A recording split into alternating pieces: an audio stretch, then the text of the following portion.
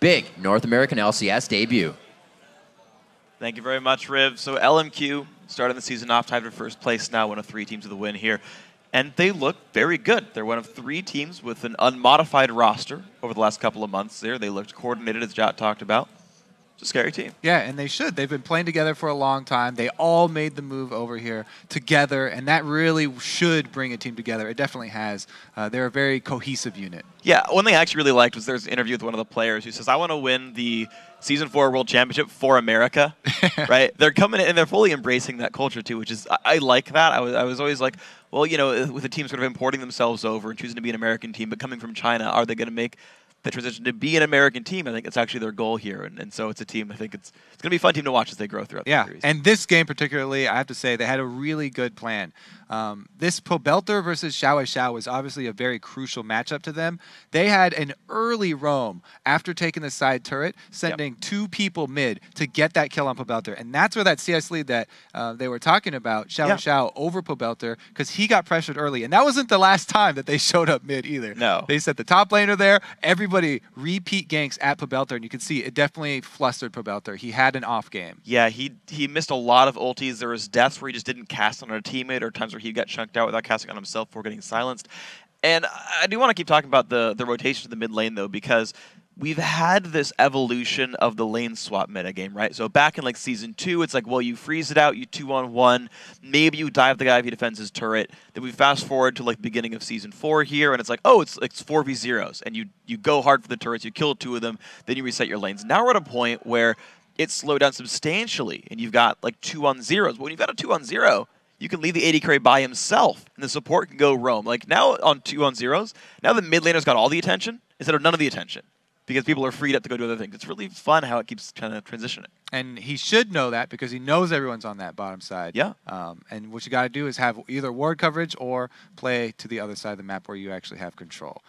So let's bring up a replay here so that we get something on the screen for you guys and you can see what we're talking about. This one is the early kill onto No Name after the invade, I believe. So let's roll it. This is just no. This is just one ward here from EG that gets Snoop the ability to set this one up. By the way, there's that one pink ward in the river by Dragon that Snoop bought very early, and he spent a lot of time getting down there and positioning that vision. That's how important vision is and how close EG are to making a comeback. You see, they get 2 kills off of this.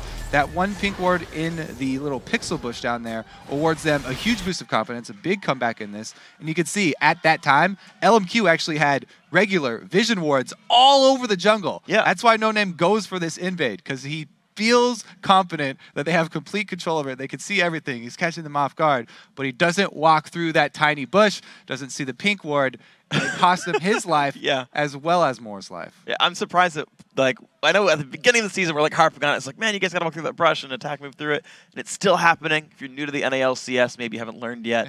Guys, those brushes are very important. Yeah, and that was kind of the story of this game.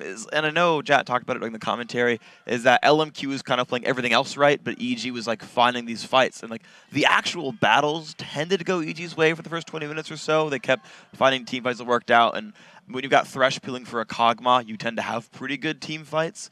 LMQ, though, they managed to find so many good pickoffs, though. They would flank around, Xiao would make individual plays, and that was how they got their way in. Yeah, I do want to talk more about Xiao, revisiting this LMQ using the pick advantage and the vision advantage, because Xiao on LeBlanc, obviously they want to get him ahead early.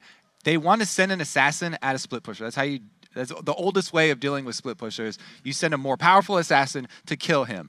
Kale, this new Kale build, a lot has been said about it. This is a purely AoE either for shoving a wave really fast or for team fighting. This is not the same old Kale build. You do not have your death cap. You do not have a lich band. You can't burst people down. You have to play it differently. And Pobelter, we saw, he flashes in, tries to get a kill with the Q, does not turn out for him. This Kale build is all about damage over time. It's sustained damage. When you play against a LeBlanc, you have to either use your ult on yourself very early before you get silenced, or you're not going to have any damage because you need to be auto-attacking the entire time. Exactly. So, you know, we talked about Kill going for the team fight build. EG were winning team fights. We have a second replay, actually, of EG winning a Dragon fight around 14 minutes in, and a lot of it is really awesome. We can get that clip on your screen. It starts out with Crapo being amazing. if we want to actually roll this clip out, I wanted to highlight how awesome Krepo does here. So it's a great solar flare by Moore. He pegs Yellow Pete. This is like the obvious engage, but that play was awesome. The box stops the engage because Ackerman doesn't get in either, and Yellow Pete's Voidoo stops the engage as well. There's a really good ulti to keep Krepo alive from Pobelter as well, and it's a cleanup at this point. So yeah, Krepo deserves a lot of praise for that play, but Pobelter, we gave him some flack before. He basically, by zoning Xiao out at the beginning of this fight, for all intents and purposes, he killed Xiao for that fight. Yeah. They had no mid laner that entire fight. That was a 4-on-5 fight. So Pobelter, after zoning out Xiao, he then joins, adds that sustained damage that we're talking about from the auto-attacking Kale, and decimates the fight. So that was an instance where Pobelter performed extremely well on this champion. Yeah. And the build with the Runeon's Hurricane, by the way, the side things don't splash, but they do apply the magic damage from your Righteous Fury, as well as the passive, as well as the magic damage from your Nashers. So it's a very strong build, and it does put out a lot of AoE damage, but like we said, sustained. Yeah, and that's kind of the thing is I guess I kind of misspoke when I very first spoke when I said LMQ is one of 3 teams with unchanged rosters, the other 2 being Complexity and Cloud9. This is still EG's old roster, I guess, so half the teams are still unchanged right now. Yeah, it's so far unchanged. So yeah, and that was a team with coordination, right? Like the team fights, the 5 of them working together, that did work out by and large. So hey, that's going to work for them, but they're going to have a new AD carry next, I guess, tomorrow, which will be interesting to see for it. Is like, you know, does the new champion pool change much? Do they get to do other things with that one? So that'll be something to watch out for. So also, I kind of liked Inox's split pushing Kha'Zix. I think he went 4-3-4. He did pretty well for himself. That was still the style they were going. Snoopy, Elise, Ancient Golem going for the tank stats. Kale there as well. I remember chat talking about, well, if you ban away the support mid laners, then you don't get to turn fighters into tanks. But I mean, with Kale, that kind of works. And like, well, almost if works. Everybody on your team is calling for a Kale ult, then it doesn't really work. Because you want to use it on Kog'Maw, you want to use it on Kha'Zix, you want to use it on yourself as Kale too. Yeah. So everybody needs that ultimate. They've only got one. It's true, but like theoretically, like optimal play computers are playing for us, like it would work just because Thresh can stop the Shyvana and the Leona, so that like you're not kind of getting AoE down. If you block damage with and then LeBlanc is telegraphed, right? You're going to DFG someone, you're going to see who she goes for. Generally speaking, I feel like you can play around that. It's super freaking hard. Theoretically, that comp would work. There were some team fights as well where people were dead and Pobelter still had his ulti. Yes. So it's not that easy to deal with that quick damage. When you die and have a second, the reflex is kind of difficult. When the thing's going on, you're talking, maybe you sneeze accidentally and your hands on the keyboard, who knows? All kinds of weird ways it can go. So LMQ, of course, they did amazing. We talked about bursting people out. There's actually one more replay I want to show up here. This is LMQ. About 23 minutes into the game, they get a nice collapse on the mid lane, if we can get that replay up on your screen. This is one actually that we should take some time to kind of set up where everyone's coming from. You can see a scattering of icons all around the minimap.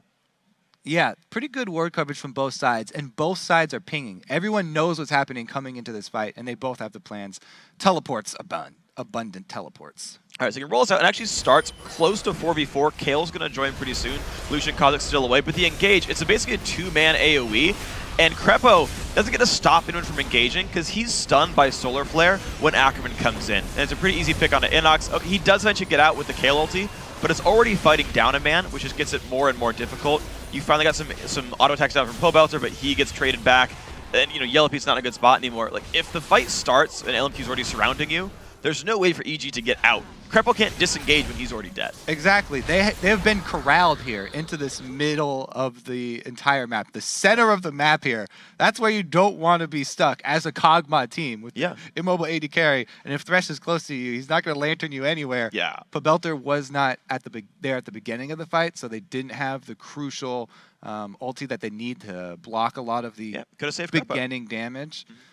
So yeah, not turning out well for them. Yeah, so you talked about immobile AD carries getting picked off. I always got to say, as an AD carry player, when my team's winning and they're the engaged team, it's really easy to play in the back lines, but Vasily on Lucian had an amazing game for himself here, right? Started out with kind of mundane lanes to fight up against, but overall 9-0-6, always there for the cleanup, always got to put damage down. This is a champion he will go to time and time again. It works out for him. Does work out very well. And congratulations to LMQ. Good first game here in the North American LCS. I'm sure they're pleased. Yeah, pretty good stuff for these guys. So we're going to take a quick break so we can sift through our Twitter mailbag for your thoughts on our question of the day.